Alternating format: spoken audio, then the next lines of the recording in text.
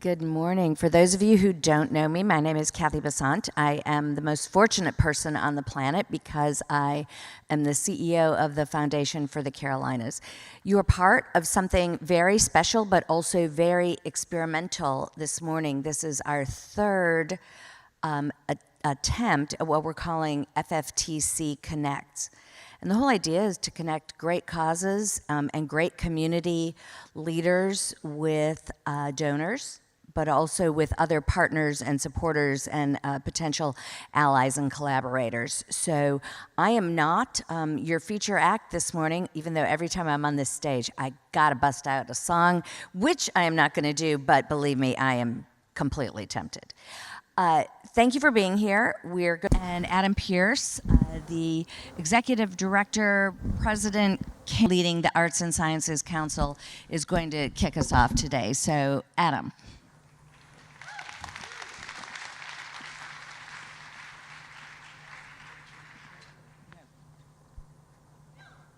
Good morning. My name is Adam Santalla Pierce, and I am the president of the Arts and Science Council.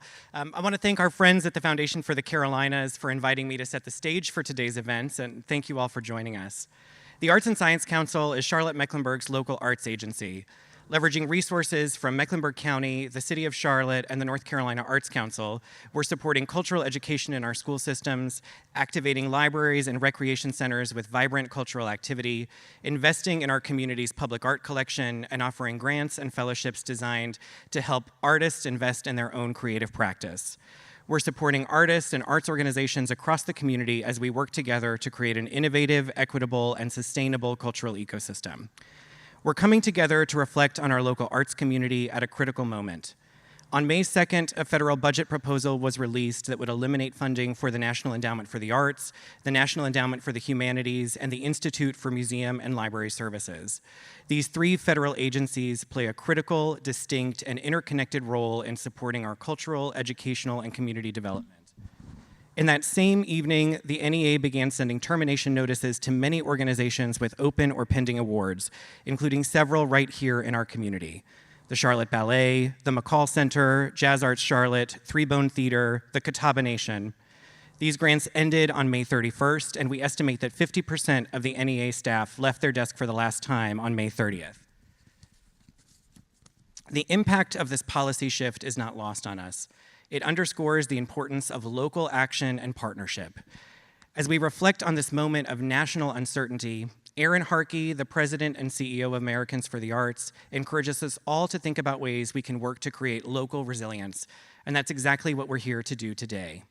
Here in Charlotte-Mecklenburg, we're working closely with our partners to reimagine a web of infrastructure to support Charlotte-Mecklenburg's cultural institutions, grow the next great generation of arts organizations, and make meaningful, direct investments in our creative class.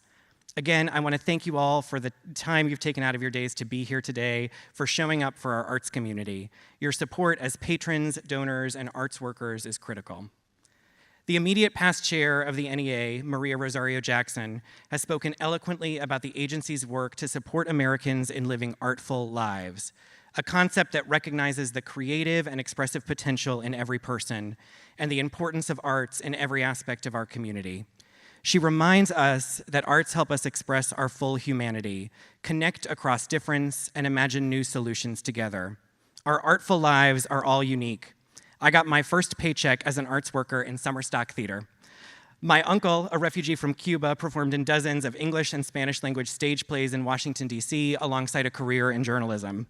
My grandmother, a CIA operative turned homemaker turned teacher, became a prolific potter in her retirement. For all of us in this room, our artful lives are unique.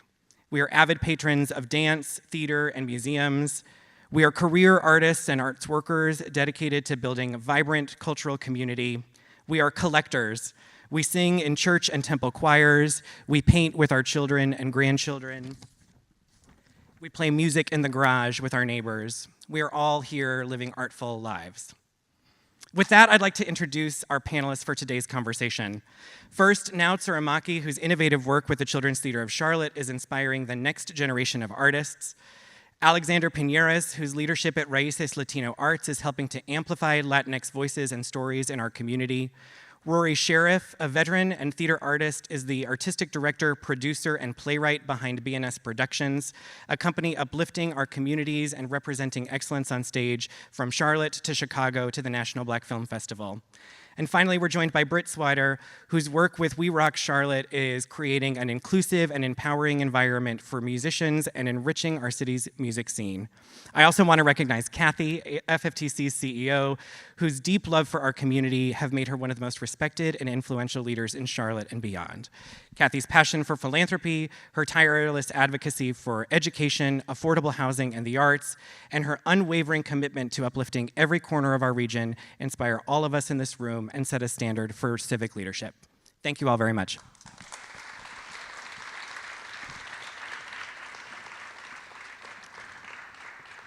Thank you, Adam, and I did not write his remarks. A couple of things I want to say. This is, as I said, our third experiment in FFTC Connects. It's the first time we've done it in the theater. And we will learn from the experience of doing it. For example, when we did it on the 4th floor of our building next door, it felt much less formal. And that's what I'm after today, is not so much formality. And I pledged to our guests we would not have formality. And I was thinking about this the other day. I was thinking about the importance of humanity. And I don't mean people all over the world. I mean the importance of being human. And it feels a little weird to try to be human sitting up here on this stage, although you represent organizations where you make that happen all of the time. So this is an experiment. We'll take your feedback. At the end, we'll get a QR code, but the whole point here is dialogue and learning and interaction and exposure to people and things that we don't get to see every single day. So thank you very much to all of you for being here. Thank you. And I'm going to start with a pretty simple question. I warned our participants yesterday that I just never met a set of questions I really liked. So you note that my notes are over here. So let's start with this. You all represent organizations that are very different and play unique roles in our arts community. So Brit, how about if you kick us off? A couple of minutes on your organization, a minute on why you care about it, and we'll jump around and talk about that. Okay. So my name is Brit Swider, and I am the executive director of We Rock Charlotte. We have been an organization for 11 years now. We started as Girls Rock Charlotte, and we changed to We Rock in 2022. Kind of to be more inclusive of every gender identity, and we do something special in Charlotte. I feel like we have programming that no one else has. We have a rock camp where kids come in and they learn how to play an instrument, be in a band, performing for their friends in a week. So they have no experience, but they pick up a guitar and we teach them. They're also building confidence and self-esteem through this. A lot of our programming, we talk about when you're doing something vulnerable and new and learning something new, that's where the best connections are made. So there's also music lessons all year round, and we do a stop motion animation music video project, and it gets shown on the Independent Picture House big screen, so kids get to see what they're doing in a big place. And we have adult programming, kids programming, summer, all year round. And why I'm connected to this? So whenever we have a camp specifically, and that's kind of how we started, was with camps, is that at least one parent or volunteer talks about how they wish they had it when they were a kid. And that's kind of how I came to We Rock or Girls Rock, was wanting to feel connection, but also kind of wanting to build an environment that I deserved as a child. And even though I had a very supportive family, I was so insecure as a preteen teenager. And being able to come to a place where you can be your full, true self, and you have people that are supportive and care about you. I always kind of lovingly say it's like the weirdos. We're all kind of like the weirdos in our class, and then we're like, nobody knows how we feel, and then we get to go to We Rock, and we're like, oh, this is who we're supposed to be with. So I am connected because I wish that I had it when I was young. Love it. Let's go right down the line for this first question. Hi, my name is Rory Sheriff. I am the founding artistic director of BNS Productions. We are Charlotte's only African-American repertory theater company, which means we put on shows year-round. Started BNS Productions because there was a void, and there still is a void, because I have to say we're Charlotte's only African-American repertory theater company. But I noticed a lack of African-American theater here in Charlotte, a lack of the shows, which means there's a lack of opportunities for African-Americans to act, to do lights, sound, any of the technical stuff, any of the things that involve theater year-round. So with the exception of February, those were the times we were getting shows, full-out African-American shows. And every local theater company was doing African-American shows in February. I questioned, like, why can't y'all do this, any other time versus February? Still the same thing going on. You'll see in February. You'll notice, like, oh, he was right. But I stand on the shoulders of a lot of creative theater folks here in Charlotte. It doesn't matter, African-American, white, Latino, Asian. I stand on those shoulders because I love theater.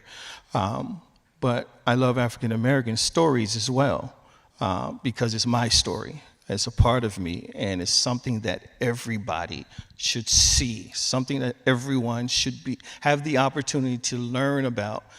Not the negative stuff of the African-American experience, but the great stories that you don't hear about, like August Wilson's, and the characters within an August Wilson piece. Those are the stories that BNS Production will always perform and show and tell. And that's why I created BNS Productions. Thank you. Morning. My name is Alex Piñeres, and Raíces, Latino Arts, Raíces is roots in Spanish. And we are an entity that is in its first year of operations. We are part of the Unite Charlotte United Way grantees, and that's how we were able to get started in our first year. And we're an organization that is wanting to think exclusively about Latino arts and culture all year long in Charlotte. There's a group of board of directors that have been working in a lot of entities in town. Many of your colleagues, whether it was the Goodwill, the Latin American Coalition, in CMS, in the city, and they saw the need to have an entity that is thinking exclusively arts and culture, that is responding to audiences' wants, and I'm not just speaking about audiences of Latino background, where you have an artist like Bad Bunny, whether you like it or not, if you don't know who Bad Bunny is, but when you have an artist like Bad Bunny being #1 on Spotify, that means that lots of people who are not Spanish speaking or a Latino background are interested in those stories. So our idea is to bring Latino arts and culture to the main stage, if you will, since we're sitting on the stage. Ready to get Charlotte to roll its arts and have touring shows that sometimes get to skip Charlotte. We had a couple of years ago, the Frida Kahlo exhibition touring, and it went to Raleigh, went to other places, but it didn't come to Charlotte. And it's not for lack of spaces, because as we can see, we have beautiful spaces in our city, engaged audiences, but maybe it's just filling that gap of entities that can think about arts and culture experiences all year round, not just during Hispanic Heritage Month, when I get lots of calls and lots of emails about people wanting to do something that it gets overwhelming. So I was like, well, I have my job and I had this, and I also want to enjoy my weekend doing something else. So eventually I was like, well, we got to think about beyond those 4 weeks in September and October. And why I am drawn to this is because I love arts and culture. That's how I grew up, surrounded by arts and culture. Much what Brit and Rory both said about their own experiences growing up. And I think sometimes when we want to think about things that makes us happy, oftentimes it was something to do where you were laughing, where you were enjoying yourself. And I enjoy myself often when I see myself reflected in experiences, when I see an art show, when I see a concert that speaks to me of who I am. And I want to see that. I cannot travel every weekend to New York City, or even sometimes Asheville or Greensboro or Durham might have something with Latino arts and culture that I enjoy. And I was like, I wish I could go there, but I can only go so often to all these places, and Charlotte is more than ready and capable to host a lot of those things. So that's what we're thinking about, and personally, because I enjoy that, I grew up with that. And also an immigrant, and when I moved to the U.S., the city that I moved to in Connecticut embraced my stories in arts and culture, so it made me feel like I belong in that city. It's a city that had the highest concentration of Jamaicans. I'm not Jamaican, but I feel like I know a lot about Jamaican culture because I saw it on the stage. I saw it in arts and culture in that city, and then it made me closer to my neighbors, and I hope that our neighbors can feel closer to the Latino experience in Charlotte. Now, Hello, everyone. Oh, it's really loud. I know. I'm now Tsurumaki, Managing Director for Children's Theater of Charlotte. Excuse me. And I'm not going to assume you know who we are. So when I say those words, a lot of people imagine a whole bunch of kids doing theater on the stage. We do a lot of that, but we actually are a professional theater that produces productions that are for children, for young audiences, with trained experts and artists. So that's who we are. And we've been around a long time, almost 80 years here in the community. And through our shows, we serve almost 80,000 patrons a year at our home facility, uptown, just a couple blocks away, between the weekend shows for families and weekday performances for school groups on field trips. What a lot of people don't know is that we also have a touring company that goes everywhere, and it's been around for decades. This past year, we actually served more people on the road than we did here in Uptown. We go everywhere in the state. We go to South Carolina. We do a little bit of Georgia. We do a little bit of Virginia. So it is truly a little engine that could. So that's sort of who we are. And the way I connect to sort of what I do and our organization is those are fantastic stories that they told. Mine isn't too complicated. I was always that kid who wanted to see what was behind the door that said staff only. Because to me, there was more magic behind that door than what was on the stage. And that's pretty much why I do what I do today. Because, and I think it's also a metaphor, we don't really know what these kids grow up to be or what they end up loving or doing or using what we call life skills through theater skills. And yes, it is about the appreciation. Yes, it is about the skill sets. If you asked me years ago when I was little, if I could see myself sitting up here at the Carolina Theater in Charlotte, North Carolina, talking about what we do, not even close.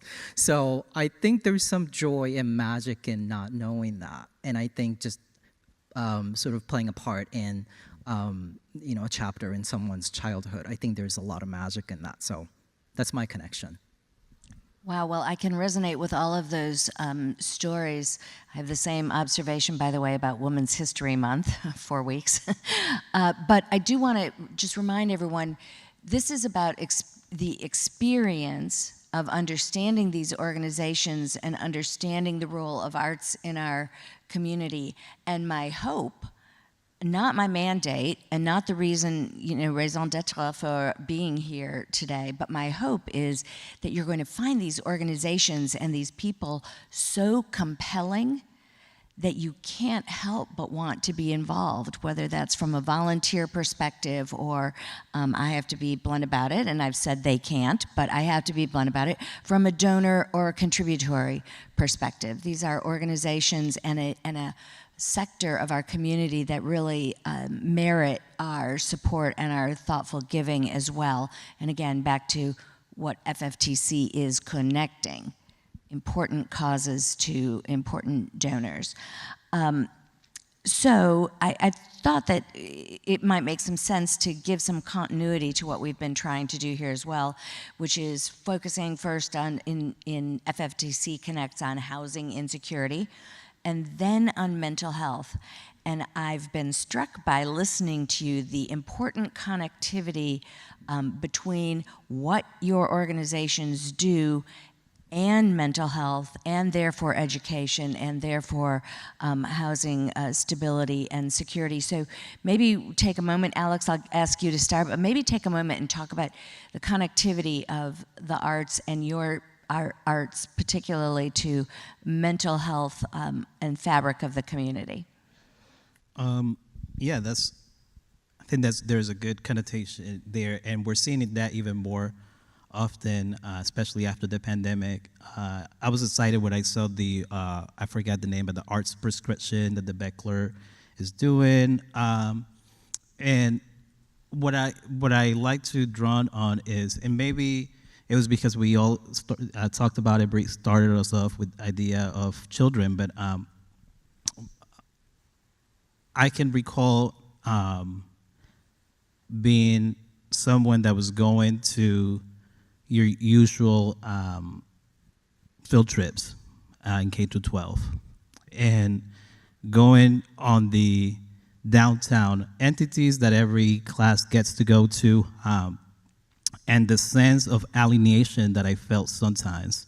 And I tell you one of the places that I felt that I was like, oh, I belong. It was at the Mark Twain House in Hartford, Connecticut. It has nothing to do with Latinos. Mark Twain is not from Latin America. And I went there, and the Mark Twain House at that moment had this stories about the peoples that had made Hartford what it was. And it was a story about different ways, and they talked about the great migration of African Americans. And there was this session about Puerto Ricans. I'm not Puerto Rican. I grew up I'm from the Caribbean coast of Colombia, but I felt something uniquely different at that moment, that it made me happy to see that. And then I was reading about it, and I learned about it, and then I saw some correlations with that Puerto Rican story from years and years ago, because it was very early. Like, we did not get here yesterday. We'd been here all along before the Union.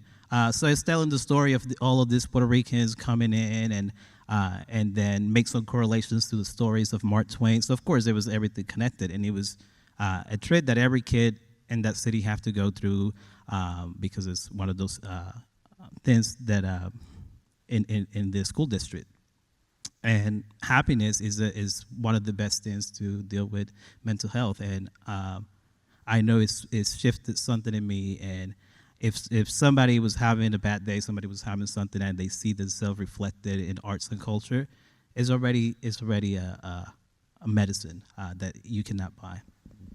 Right, so your point is some of that connectivity is about inclusion, but some of it is also about joy. About joy. About 100%. the health that comes from having moments of joy, right? Rory, do you want to dive in here? Well, the connectivity between what you do and the arts and health and well-being. Two quick short stories that made a major impact on my life. I used to be a radio personality in Philadelphia. And to get this job, I had to get this collared shirt from Kmart. I wasn't working, so I had very little money. Got this collared shirt from Kmart, got this pleather shoes, this little skinny black tie, and I put my air check, which is my resume of how I sound on the radio, on a cassette tape. I spliced it together. I did a lot of preparation for this interview. Went into the interview, and the operation manager, this was a time that you can smoke in your office. So he's smoking a cigar. I say, sit down, son. And I sat down, I gave him my air check, have my collar shirt, my tie, and my shoes look real good. I gave him my resume, because I worked really hard for this. And the first question he asked, the only question he asked was, what do you do for your community? And luckily, I was volunteering at the Police Athletic League. I said, I volunteer at the Police Athletic League. He said, you're hired. And it's like, you're not going to listen to my air check? I mean, I worked really hard for you to listen to this. He said, anybody can be a personality, but I need people that do things for the community to be on my staff. That lived with me forever. Taking that experience, and with this experience, I'm also a combat Army veteran. I served at Desert Storm and Desert Shield. Fought alongside some really, really awesome men and women. To this day, a lot of them suffer from mental health, PTSD, a lot of issues that come from serving in war and seeing what we've seen. So those two experiences, I'm in these Charlotte streets with my company. One, you cannot get on my stage without doing some community service. You cannot act, you can pass the audition, we can cast you. Your next thing is you got to do some community service. You can do it with us or you can do it on your own, but you have to serve this community. What I do, I go out and we set up down the street. I'm a grill master, I'm a tailgate master, in my own way. I can barbecue some things up. So what we do, we go down the street and we take donations for some of our social media friends, and we buy up a lot of food and we cook fresh food for the men and women that are homeless neighbors down the street.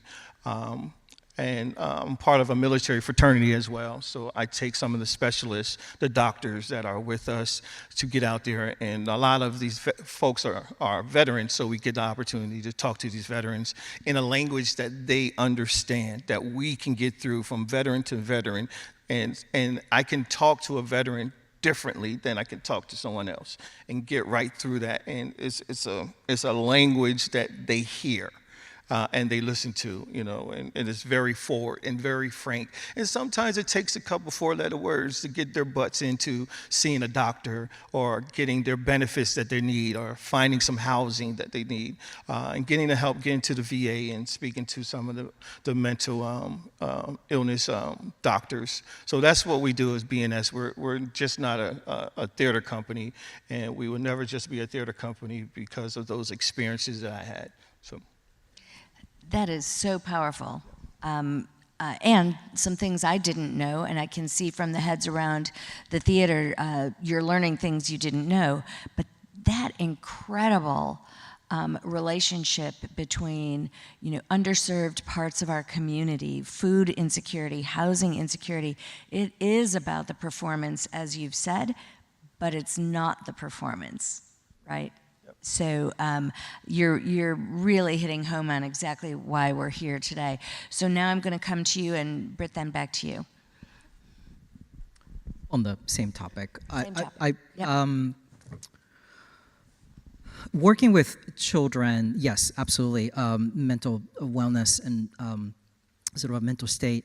And it's also connected to the social wellness as well. So we actually did a project a couple of years ago that really focused on mental and social wellness of children.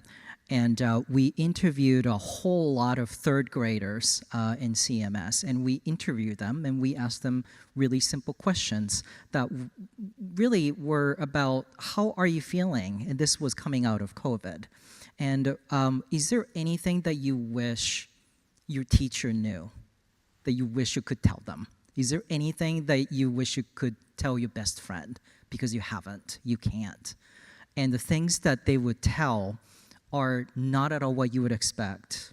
And it is connected, as you say, about their mental wellness. And I think another lesson that we all learned, we're theater. We cannot do what we do without gathering people. And that was incredibly difficult and impossible during COVID.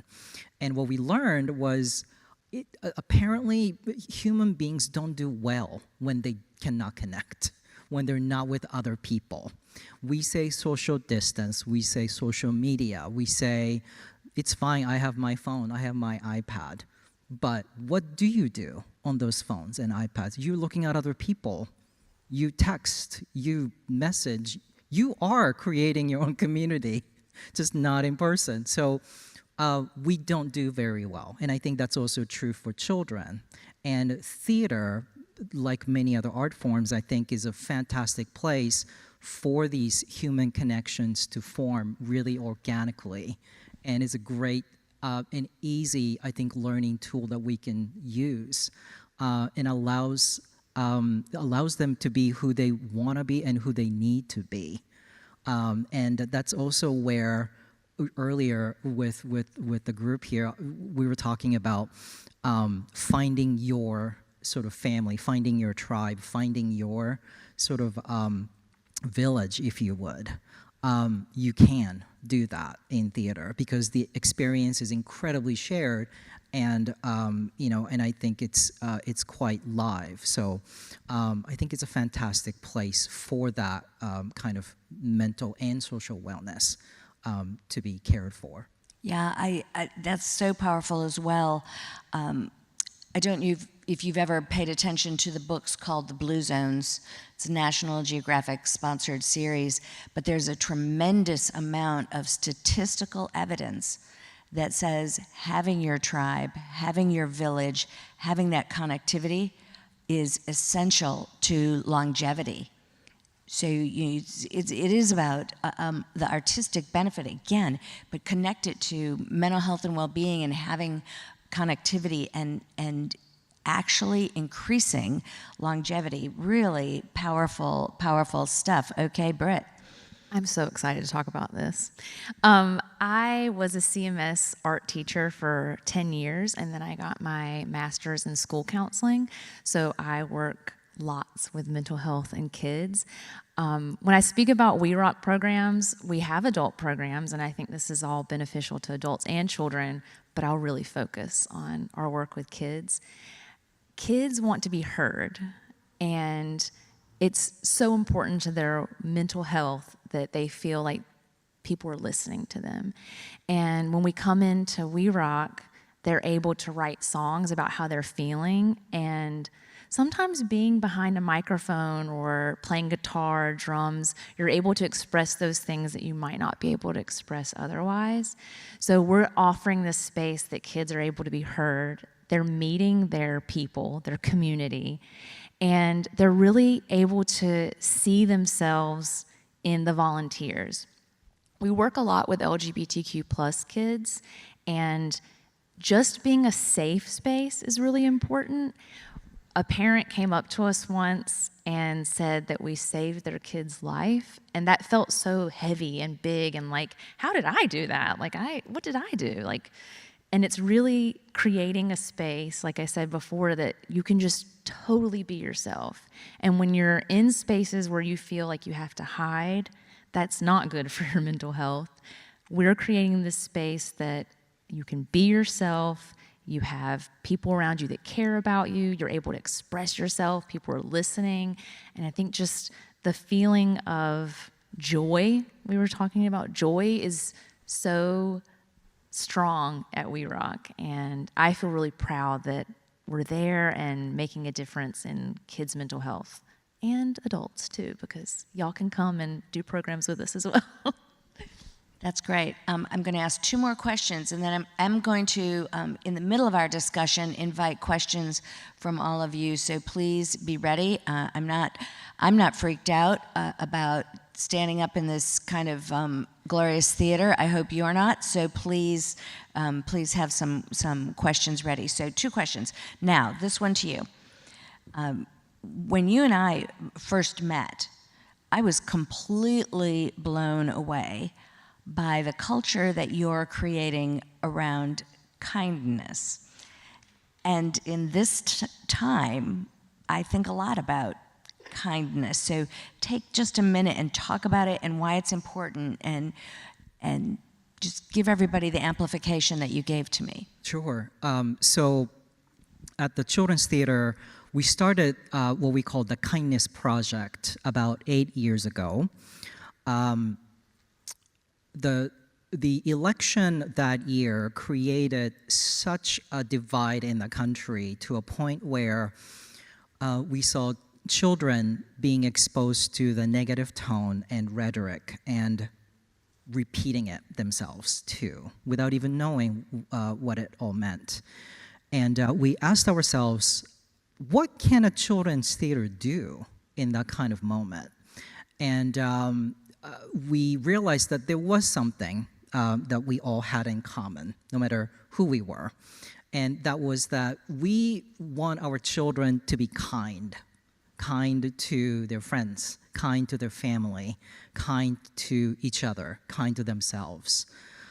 So that became a programming focus in which we would choose a children's book where the main character is faced with the moment of empathy and a choice to do something about it.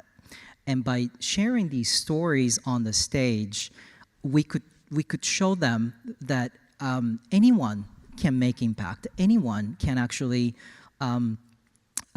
do something about the circumstance that they're in, just a little bit. It's that small gesture of kindness that takes a little bit of courage.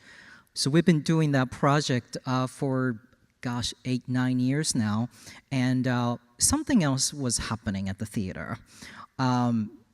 Just over the course of working on this project, we noticed that our staff was starting to use kindness as a guiding principle in their decision-making for their workplace.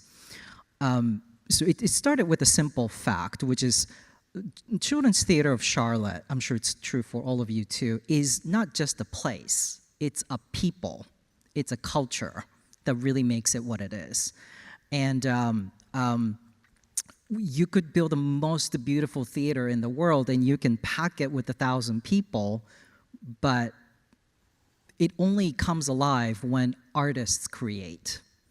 And I think our own experience taught us that the artists really do their best work when they feel supported, when they feel connected as human beings. So as it turns out that it's exactly the same for every other profession in our building. And we really said, well, that's exactly who we want to be. The excellence and innovation and inclusion being achieved by that culture of kindness and pursuit of that kind of kindness. We implemented a lot of changes internally for our people, for our artists, for all of our participants on that really simple notion of how can we make this kinder for a parent, for a student, for our artist, so that they can be the best, best themselves, best artists, do their best work. So it became sort of our company's continuous improvement model that's sort of never ending and that's ever sort of evolving. So that's sort of how the Kindness Project came to be, and then how that is sort of being embodied, I think, our people. So it's not just a place about kindness anymore. We sort of became the Kindness Project ourselves over time. So. Well, and ever since that day that we met, I have a sticky note in my office, and I ask myself, every day, what have you done to be kind? I do think it's a state of mind, and it's a state of culture, and it's a state of being, and I was just really blown away by that story. Okay, so shifting gears for a second, I want to ask you about the importance of being connected to donors. Again, you're telling such important and impactful stories and relating what you do every day and what your organizations do to the foundation of a healthy society. How confident are you in your organization's funding model and the idea that you will have the resources that you need? How confident? I will let whoever wants to start on this one. I don't know if the word confident is something that we are confident using. But I would say donors are, the way that I look at donors, they are jewels within the crown of theater and arts, period. Without them, theater and arts wouldn't be seen and heard as much to the masses, and we wouldn't be able to create as much as we do, as we can. So some of that creativity and some of those performances will be stifled without the voices or the donors supporting and helping us to be heard and seen. So I don't know if I'm real confident about that, but I'm aware how important that donors are to the arts and to theater overall. So, yeah, I'm confident that they know the importance of it. So, yeah. Good. Alex, you want to go next? Or Brit, you go. Brit, you go. I would say I'm hopeful. I feel like the world sometimes recently has felt a little scarier, and I think that music and what we're doing brings so much joy. We've seen an uptick in volunteers to say, like, well, I want to be a part of a community. And so I'm hoping that donors are feeling the same way. So yes, it's being hopeful and just kind of like bringing that abundance through. We're going to keep doing what we're doing. We're going to figure it out, and just, yeah, it's not confidence, but it is hope. Alex, thoughts? Yeah. So I gotta be honest. This is a new hat and space that I am in, because I always been interested in the creative part and in the developing something unique, and not so much thinking about the role of the donors, of the role of the funding to fuse this. But I think in part is really because historically has been that way. When I say we, like immigrants, Latino communities have often created a lot of beautiful things in arts and culture without historically being embedded into the donor circles, without historically being embedded into funding models, unless there is someone that advocates for you because they so happen to work at the Foundation for the Carolinas, and his name is Federico Rios, and then he was like, Alice, you should meet with this person and that person because X, Y, and Z based on what you said. And that was coincidence. That was because it was somebody that understood maybe a little bit of what was happening. But so I don't know. And in part it's because we're also in a moment where I have friends that work in entities that are about Latino serving institutions. They're thinking about the well-being of people providing services. And I think the arts and culture is the service, but they're thinking about putting food in the table of folks, getting people housed, and that sort of stuff. And they're telling me that they're having a hard time with donors. They're having folks that were supporting their work previous years or starting to shift some priorities. So yeah, I don't know. But on the other hand, I've been met, to my surprise, with a lot of positive reactions from Charlotte when I talk to people about what Raíces is, when some of our board members tell me a little bit. So, and the reaction of folks has been like, "Oh, about time. We were waiting for an entity to do those, or I was waiting, but was taking somebody so long to formalize this concept." So maybe that's a good sign. Maybe there was there has been maybe a desire from donors and organizations to see something like this happen. So there's a duality there from what I hear from my colleagues and friends, but also the reaction that we have been met when we thought like, oh, we have to do so much work to explain to people what a multidisciplinary Latino arts entity in Charlotte is about and what it's going to be.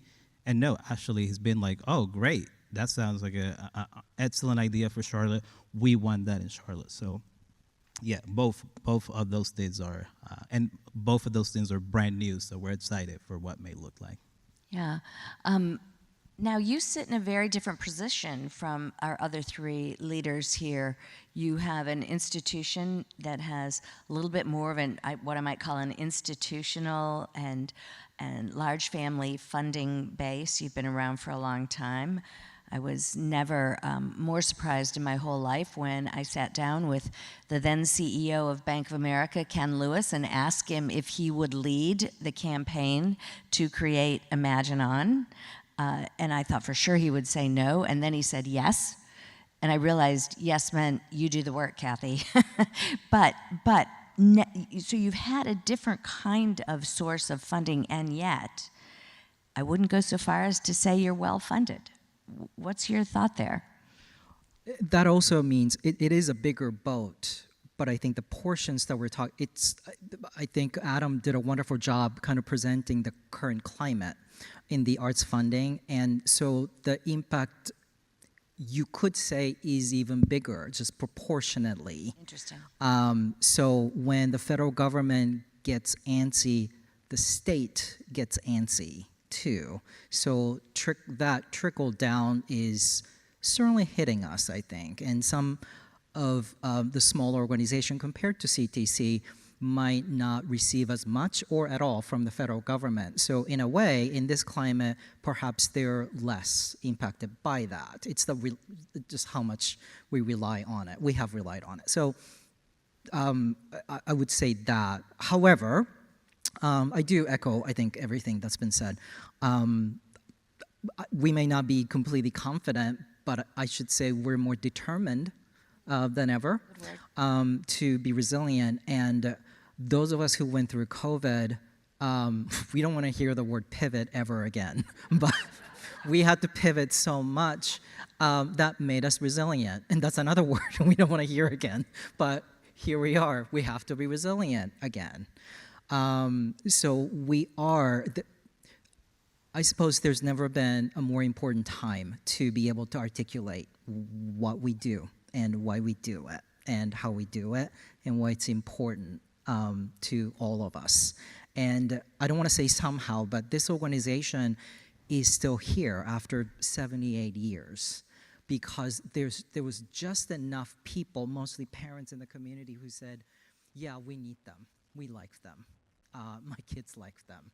And we have faith in that because we believe parents and grandparents have faith in that experience. The best time for us to fundraise is Fridays, and I'll tell you why. So it's right now summer camp time. Some of you perhaps have your kids enrolled in our summer camp. And then if I say right now, I have a surprise for you. Your children have prepared a song, and you are about to see. If they roll out, I know your smiles are gonna just, burst, and you then just emotionally feel the impact of what this does for each child, and by extension to you too. And not every city has a children's theater with this level of commitment, but Charlotte does. And that's why your kids are always going to have us. Your grandkids and their kids are going to have us. So we're going to figure out how to navigate it. with or without this federal funding that there was. And like I said, if I can spend 5 more minutes, 10 more minutes explaining all the amazing things that we're doing for the community, I think we have faith that people can see the support that they give us goes straight back to the next generation today, not next generation tomorrow, today. So I think that's sort of also the magic that's still there. I love how all of you reframed my question around confidence to be about determination, to be about hope, to be about mission focus. You know, the real storyline here and the reason the arts is our focus today is because it isn't simply interesting, it's not simply beautiful. What you do is absolutely essential. Absolutely essential. It's essential like police and fire departments are essential. And that's really the story that you're telling. So super powerful, and I'm so grateful. Okay, we are coming to our audience. And please say who you are just so that everybody knows. Hi, I'm Carrie Mast. I work at Brown Brothers Harriman, and I appreciate all the comments today. Can you guys hear me okay? It sounds a little echoey from where I am. Okay. I spend a lot of time working with... Close to your mouth. Closer? Yes. Okay. I spend a lot of time working with philanthropists, and I've just returned from a meeting last week in Montreal where we, myself and some other lawyers, were looking at the administration's approach to a number of different issues, particularly in the nonprofit sector. And some comments were made around broad funding, which I appreciate and understand. But the current administration also has had a lot of scrutiny around DEI initiatives and a lot of focus around that, and has approached organizations who have included DEI initiatives with what's the phrase about tackling a mosquito with a sledgehammer type of thing, with a really broad brush. And so I'm interested to hear from any of you, but maybe Brit, particularly you, given some of the comments you made about the population you serve, about how you are thinking about your initiatives in light of this administration, and if you think there are any changes that you'll need to make. So one thing we noticed in the past couple of years is that our larger sponsorships were taking their affinity groups, their women's and LGBTQ plus groups. The funding was drying up, and it's hard because we want to make this space, and we're going to continue to make this space, and we have to figure out how to work around the... It's just, I'm sorry, let me... LGBTQ plus children, that's a large part of our population. And when we're kind of fearful of the future, like how loud do we want to be? Or how quiet do we want to be so that we can protect our space? So one thing was when I'm writing grants, when I'm talking to people, I talk more about arts education and building self-confidence and building just the children's self-esteem. And I don't know how that's panning out right now because I don't want to be quiet about who we are. It's really difficult. I'm still figuring that out. And I do feel stumped a little bit in this answer, and then also just doing it because it's not a time where I want our kids to feel ashamed of themselves and their identities. I want them to feel protected and cared for, but then part of me is like, well, what if the space disappears because we're too loud? How do I protect it so that they can be here and have this? So honestly, any suggestions would be helpful because it is confusing, and it's something that I'm worried about. And yeah, I don't know. Does anybody else have any? Well, I would just say, and I'd love to hear from the rest of you, I would just say as a CEO, I face that confusion every day. And we have ample discussions about when do we raise our hand, how high up do we want to raise the vision or the controversy and protect our donors and our organizational longevity. You're not alone, is simply my point. And there's nobody immune, I think, from that confusion. So Alex, I'm gonna come to you next. Yeah, actually, we were part of a fund that was going to be multi-year, and unfortunately, next year we will not be able to obtain that fund because there was some government funding that was doing that, and we were thinking that was going to be part of our success in the first 2-3 years, because as a new entity, we say, if we get this multi-year support, it's going to, one, showcase to donors that we have a group of people that are serious about it, that we have a stamp of approval, that we're working with the United Way, and that shifted the government funding that was being funneled to then this fund that we were getting. So it was not directly from the government to Raíces. So internally, we have been talking about how is this message, because our message is very clear about enhancing Latino arts and culture experiences for everyone. But I think also we're taking it as an opportunity, because I think there wasn't a better time to have something like this at the big stage, at the large scale, than now, because if we shut it down, then this is going to be even more challenging to come back from all of the shifts in funding and all of the rhetoric. So I think, if anything, this is our response to it. I think arts, culture, sports, food are things that often unite people. They help with polarization. The soccer games in Bank of America stadiums always get packed, and we see a lot of members of immigrants communities and people all walks of life. So we're hoping that we don't change the focus of what we decided so that's an internal conversation that our board had, and then we decided we're not going to tone it down. There's nothing radical about arts and culture and about telling the experiences of people, about showing artwork for some of the most talented artists, whether they live here or they are from somewhere else.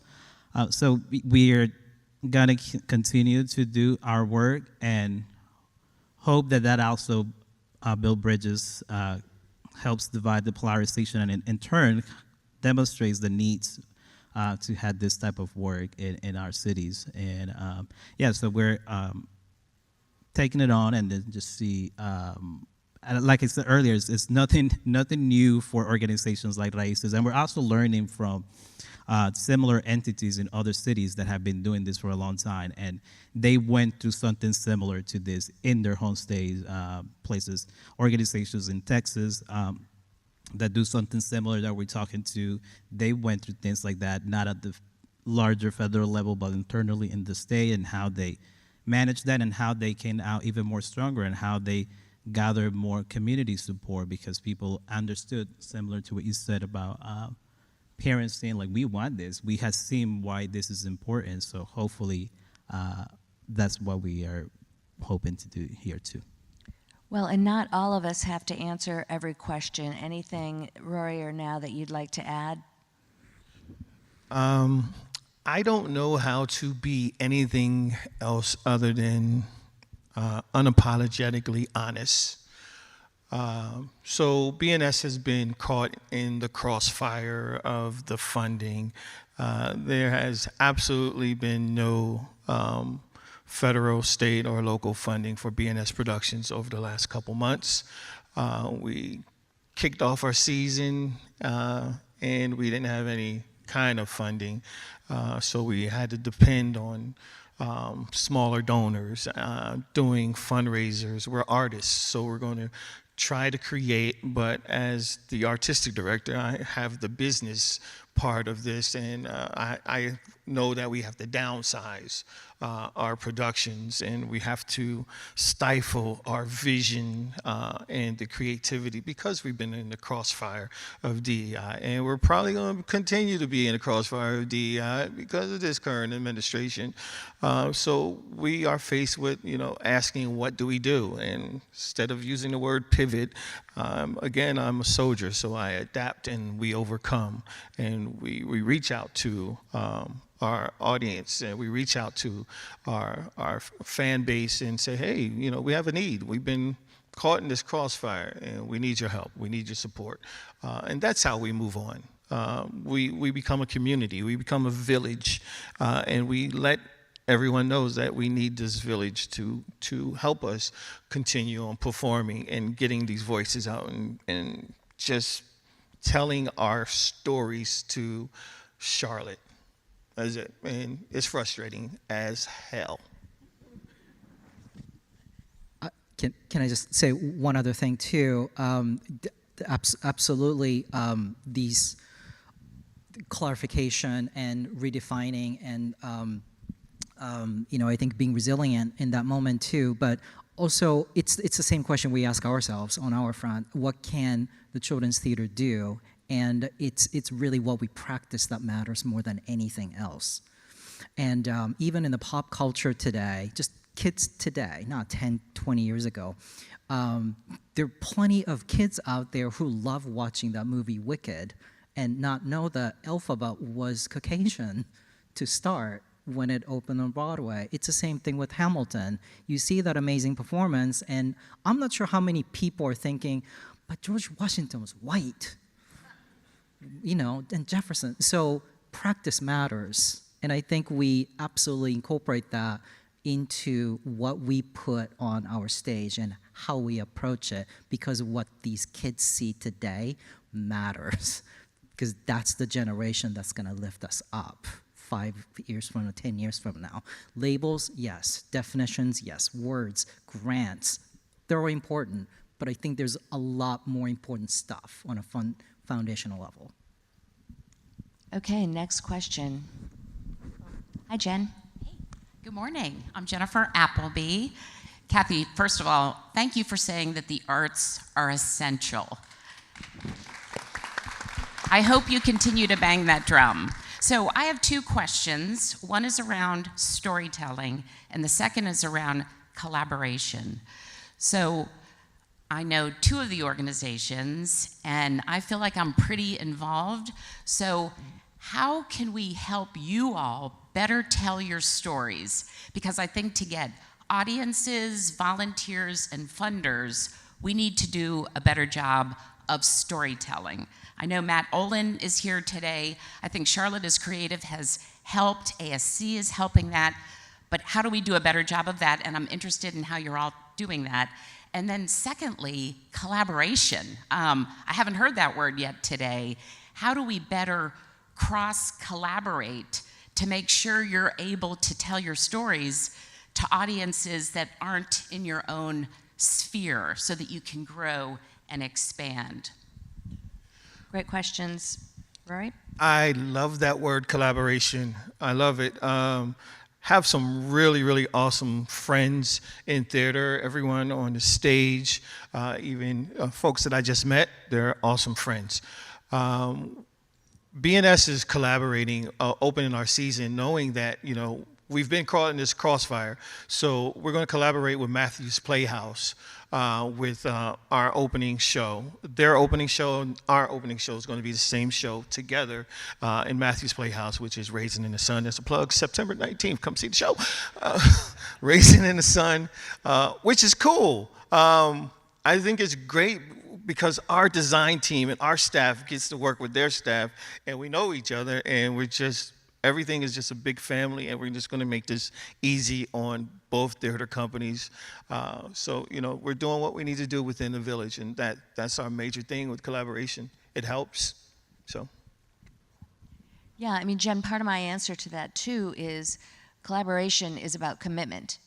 It's about saying, I am going to be a collaborator, and I'm going to find 3 proof points of that this year. You know, I'm a big believer in accountability, and the refreshment and the discussion of collaboration is not an art form in itself. It's a commitment to doing it and finding those proof points. So I hope that's one of the outcomes that comes out of a discussion like this. Any other comment to add? Yeah, thank you for that. It was in my notes to talk about it because I was talking to our vice chair. She was like, you need to mention this because one of the main reasons Raíces Latino Arts is created is to fill in gaps. So we enjoy the symphony. We enjoy the shows at the Gantt Center, at the Mint Museum. We enjoy the music, free events that happen in different parts of town. And what we thought and sought out to do was we want to be an entity that can partner with others throughout the year and is thinking creatively about Latino arts all year long. So we have this desire, and our board chair is talking to folks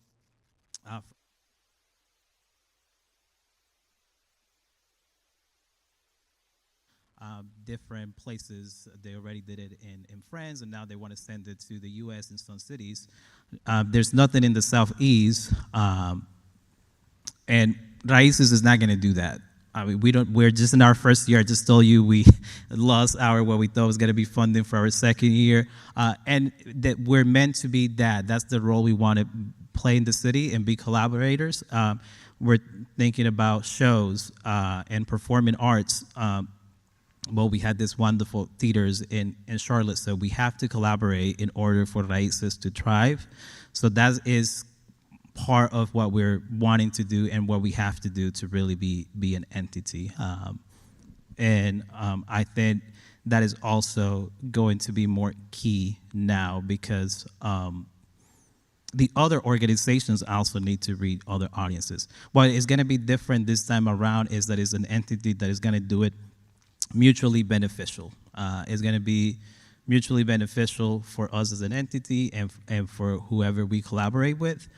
Because I wasn't kidding when I said that I get hundreds of emails leading up to Hispanic Heritage Month because everybody wants to do something Latino arts. Like, we want to do a music program. Who should I invite? You know everybody. You know people. And that is great. That is the first step. Appreciate that you're willing to trust me giving you names, like you should call this musician, that'll be great for your program. But throughout the year, then making it more mutually beneficial, and so their audiences can be expanded as well. And we have to do that in Charlotte because, 30%, roughly 30% of CMS students are Latinos. And if we go maybe in some of the lower grades, you see even higher concentrations. And if these spaces don't start to invite those audiences, but work with entities like Brand New Sheriff Productions, like Raíces Latino Arts, to uniquely tell the stories, show those experiences, eventually we're going to be losing our arts patrons. And at the end of the day, that's what we also relied on. I also want to add that that notion of how we lift up the voices of organizations that might not otherwise be seen is part of why we're here today and why the construct of this panel is the way that it is. I would hope that everyone in town knows who Children's Theater is. I would say it's probably not the same about your 3 organizations, and part of this is to give our community and our donors exposure to great causes that they might not otherwise know existed. So I think it's our job in established organizations to raise the voices of organizations that might not otherwise have the same platform. Okay, I'm going to take another question. Hi. Gina, hi. Hi, I'm Gina. I am the executive director of a place called VisArt, which is the largest collection of film and video on the East Coast, bar none. Yes. And I'm so glad that the conversation about collaboration was brought up, because just standing here in this theater gives me hope.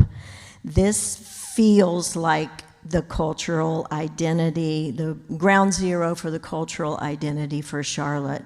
And it's, as an artist, it's long been a frustration that it feels like the things that are homegrown here, the artists that come here, kind of have a lack of self-esteem. We want to grow.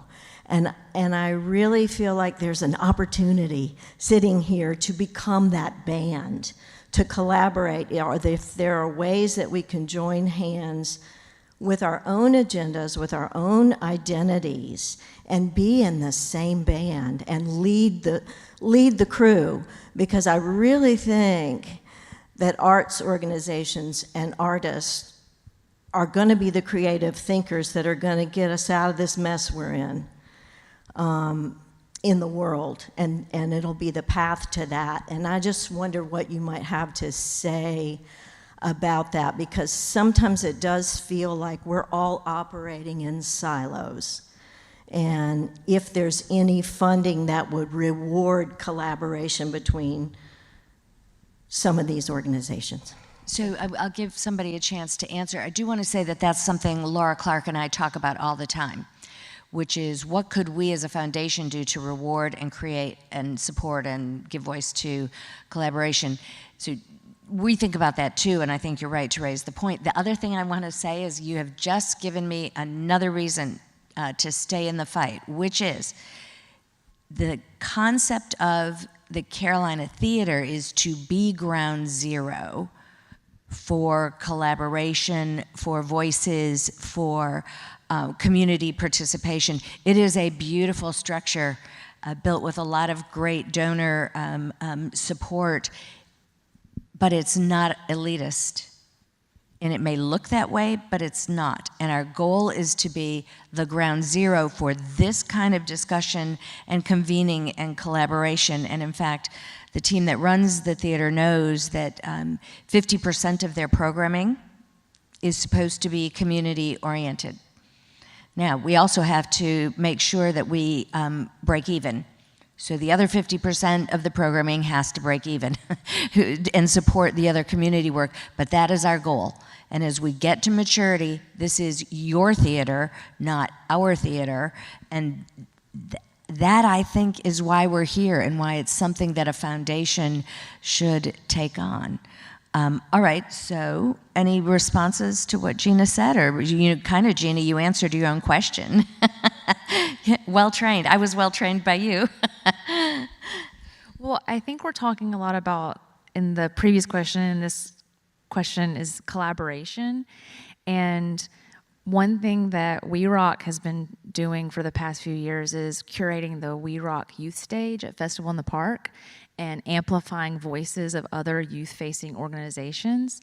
But collaboration can be hard sometimes because you do feel like you're by yourself, or like everybody's going after the same grants, or, just siloed. And when you meet with other organizations who share the same values, it is inspiring. You kind of like, even just this talk is making me feel like more like energized of what we're doing because we're so excited about our programming. So I think just this comment and thinking about community and collaboration makes me want to write down everybody's names and call everyone after this and, work on projects together. So being able to have this conversation is super helpful. Yeah, I think the foundational decision is, do you care if your name is on it? Jenny, you and I had a talk about the library when I first started in this role. And I think I surprised you a little bit when I said, I don't care if our name is on it. Hugh McCall used to say that, and by the way, check out the park, it's really cool. And there's water feature, which is really nice on a hot day. But Hugh McCall used to say, the thing that stops great mergers from happening are two questions. Where will it be headquartered and who's going to run it? So to me, the step to collaboration is to say, I don't care whose name is on it, which is really hard, like you're saying. I mean, it's a really selfless commitment as leaders, and yet I hear it in all of what all of you are saying. So, And I just want to add, when we do collaborate quite a bit too at the Children's Theater, there's also a fine line between mission focused in what we do, who we serve, and then collaborate to allow flexibility and sort of new opportunities and that kind of expanded almost scope and service. That I'll never say mission creep, but I do think there's some validity to that kind of focus. However, and this is what I'm really excited about for our organization, we're starting to really look at ourselves more and more like a social service organization whose language just happens to be theater. And we started these two really great programs. One of them is sensory-friendly performances for children and also families who may have that need. And because we want to be the children's theater for all of Charlotte, not just those who are fully able or who can just get to Uptown, who can afford the tickets, but all of them. Then we have to ask ourselves, who are the segments that we're not reaching yet? Because we need to get to those corners. Then that would naturally require collaborations because we don't have them. We don't know them. We don't have their phone numbers. So that almost naturally creates that need. The same thing, what else? American Sign Language performances that we do regularly. And we don't quite have a directory that we can just flip open and say, let's make sure all of these people can, get to this performance because that's the intended audience. Does anybody know anybody? Then that almost creates that natural need for that collaboration.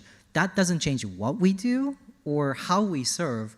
It just adds how we can get to that intended audience. So then anybody else interested in, donating towards that cause to, or helping that particular need, then it opens that new door, new conversation. So I think it's also shifting and repositioning how we get to, new audience. Alex, did you want to add? Yeah, I'm just happy to hearing everybody and then hearing Gina. I just had a reflection moment because. So part of my understanding this work and part of my schooling, if you will, into this arts and culture sector is because I was working in higher ed, and in 2020 I started working at the Levine Museum of the New South, one of the jewels of the city, and not many cities have a place that is that type of history museum. It's just different, and it's not just because I worked there, but. I had seen what a great collaboration looks like. And it is when you're not trying to do something that you shouldn't be doing. And I experienced that with the Day of the Dead festival that the Levine Museum and the Latin American Coalition worked together. The Latin American Coalition is not trying to do the work of the Levine Museum. The Levine Museum is not trying to do the work of the Latin American Coalition, but they align on something that they both want and they both need, and they figure out a way, and it's remarkable that for so many years, 2 decades, a city like Charlotte has something like the Day of the Dead celebration with a legacy entity like the Levine Museum and the Latin American Coalition, and it has grown tremendously to be one of the largest Day of the Dead celebrations in the Southeast. Over 18,000 people last year in a period of like 6-7 hours. And you see people all walks of life. But what I thought about the idea of collaboration is that when you don't care about whose name is on it, you care about we have to preserve this. We both want to do this. What does it make sense? Who does what? How do we do it? And how do we continue to reassess and make sure that the collaboration is mutually beneficial? And it's challenging, it's difficult, it's nonprofit entities with short staff. Both the Levine Museum and the Latin American Coalition has a lot of things going on all year long, but they prioritize that collaboration, and and we figure out, and we often do, and everybody in this room, that's what we do. We figure out when we know that it's mission driven what it is that we want to do, and using that as an example, I think it can be replicated, and hopefully we're able to do that more and more in arts and culture. You know, that point is so important and so additive to the discussion. It is real, we're saying all these things, but real collaboration happens when we do what we're good at doing and we don't try to do what we're not good at doing, and instead use that moment of realizing we're not good at it to figure out who the right partner is. That was a super additive. All these comments have been great. All right, I'm going to take back the question answering, or the question asking role in recognition of the time. And now you inspired a question in me that I'm going to ask of each of you, which is, back to your interviewing of your third graders, what is it that each of you wish people knew or wish you could say that maybe our moment today gives you a platform to say? Simple, controversial, what is it you wish people knew or you wish you could say? Just how good we are. We are so freaking good. And when I say we, I mean the talent that Charlotte has and the talent that we put on this stage.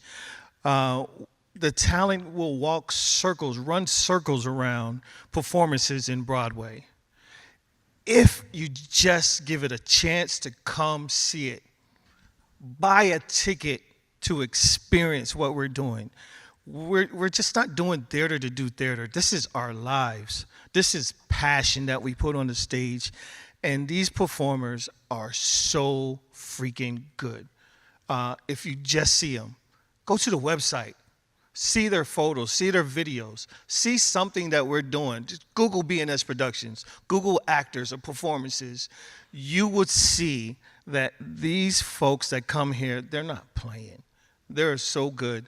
And just removing the bias that I have.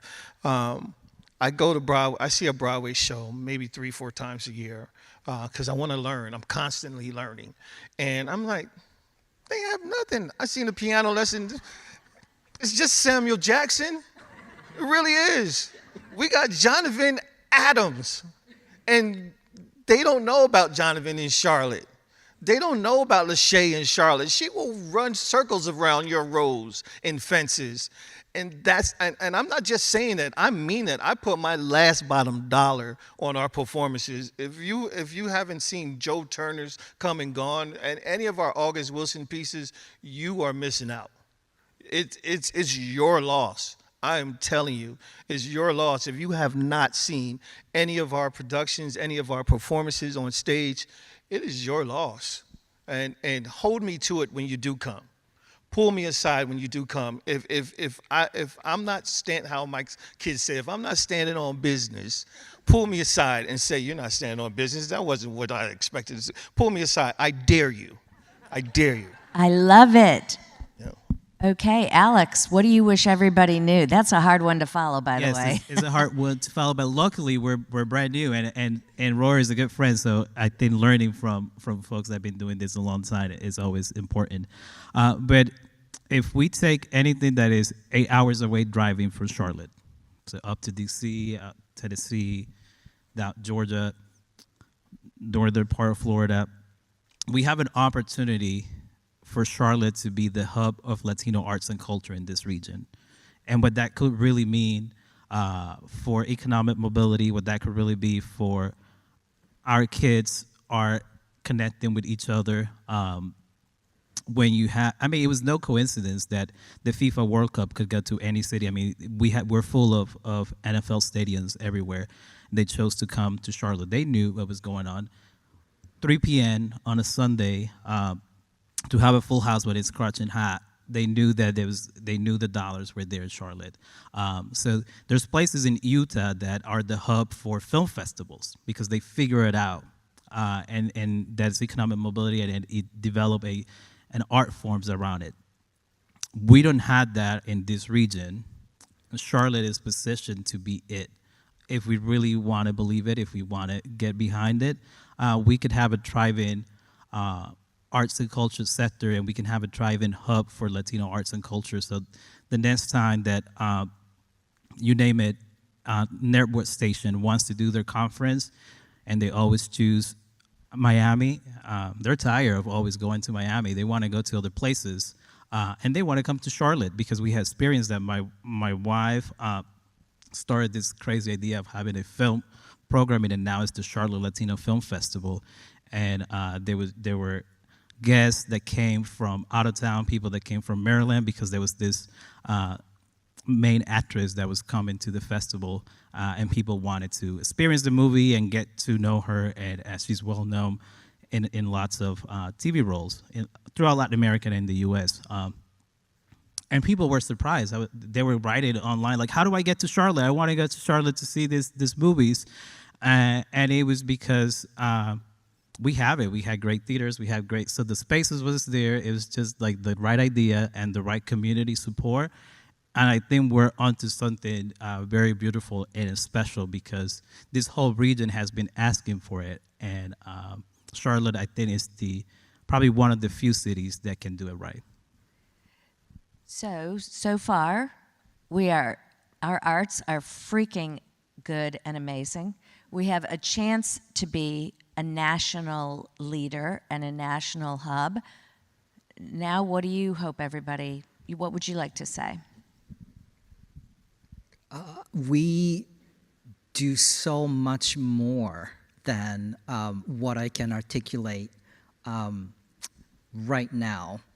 And whatever, we are children's theater, so we're always going to do shows for children. There's no doubt about it. But it's delivery and where we will pop up and to which population that we're going to use it for. That's always going to be changing. And we want to be, I think we strive to be a strong partnership organization.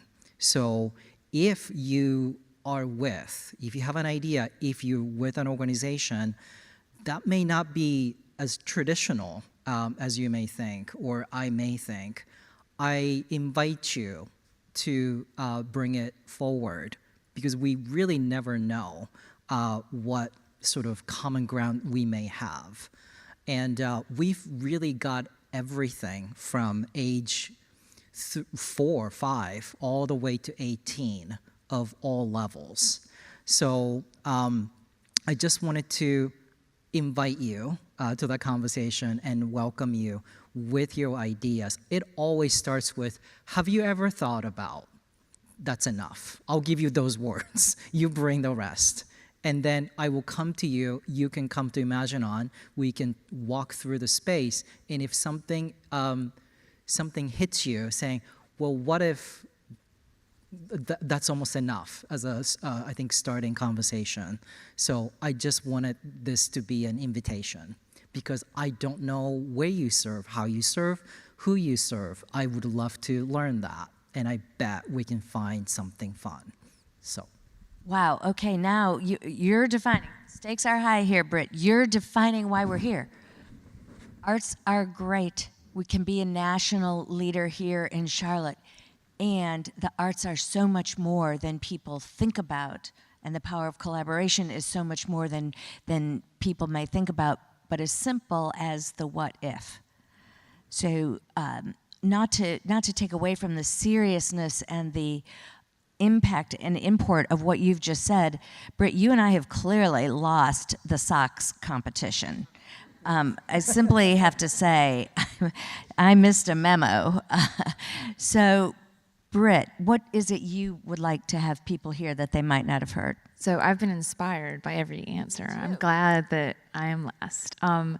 I want people to know that We Rock Charlotte is really cool, and that if you have time to come and see a performance, watch kids and teens playing punk bands this summer, you'll feel that energy and magic. It's magic.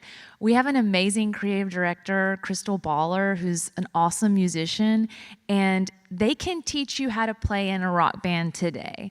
Like, every single one of you could come and be in a program and in a week learn how to play in a band. And it is magic, it is important, it is just transformative. I want you to know that We Rock Charlotte is cool, and we have so many programs for everyone. We have baby punk, where babies can like do a little mosh pit and beanbags and like crowd surf and listen to, you know, renditions of punk songs, baby versions. Like, there's something for everyone. And if you're looking for joyous experiences, connecting experiences, we have them for you. And I'm really excited to be able to speak to so many people and spread the word of We Rock. Wow, okay, adding to the other 3 important points, universal and coolness. It's really so powerful that the arts can do that for all of us and for our community. Wow, I have never been more proud to be on a stage with a set of people. These are such important work that you're doing. So excited today to be able to give you a voice and to amplify the opportunity. So excited to have some clips that I believe will be important to our donors and create that connectivity as well. And that's what, as I said, a good community foundation can do. I'm going to ask our audience to show their appreciation for this inspiration.